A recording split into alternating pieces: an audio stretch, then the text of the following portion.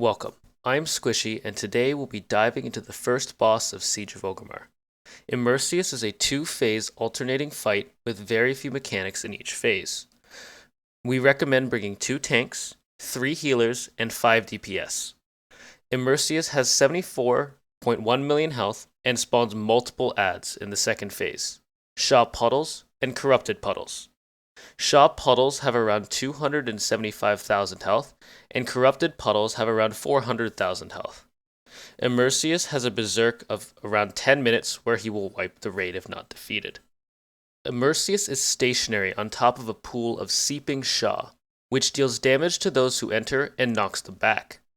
While in this phase, every few seconds Immerseus will shoot a Shaw Bolt at all members of the raid, dropping a void zone at their feet and inflicting minimal damage to players initially and for every additional second they remain in the puddle.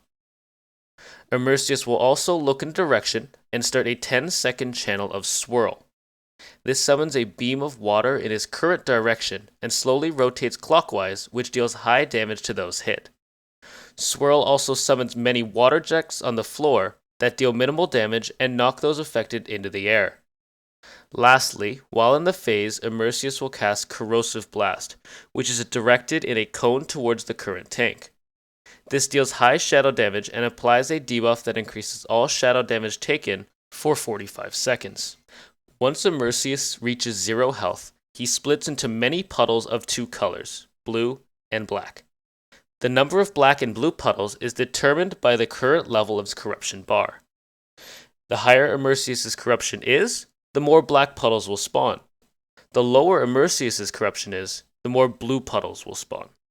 In other words, the first split phases will have more black puddles and thus require more damage, whereas the ending split phases will have more blue puddles and thus require more healing. Standing near a black puddle when it is killed grants the buff Shaw Residue, giving players a stacking 25% damage increase to other black puddles while it lasts.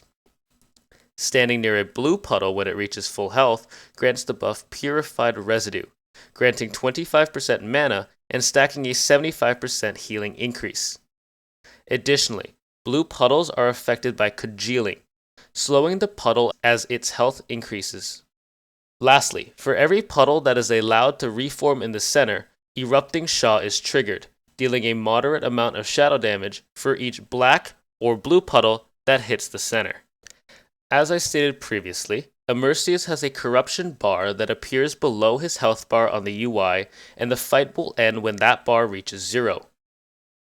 We recommend splitting the room into around 6 sections and assigning one section to the current tank, ensuring he is the only one that gets hit by the frontal cone.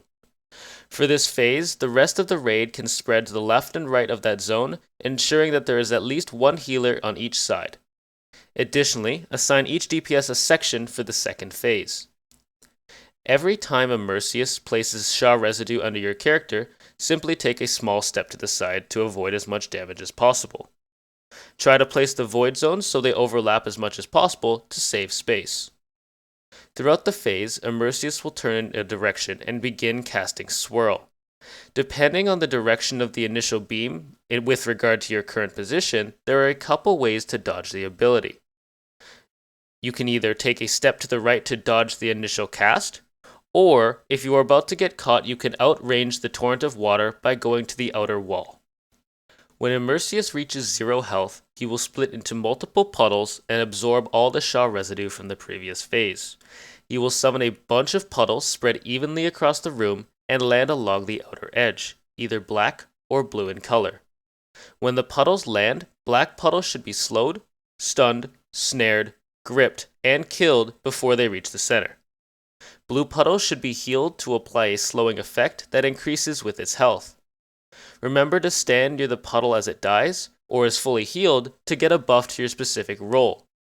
Healers should be using their fast and efficient spells such as Flash Heal to quickly slow the adds, and since mana is not an issue, every time a puddle is allowed to reform in the center, it deals a small amount of damage, with the black puddles dealing the most, with blue coming shortly behind that.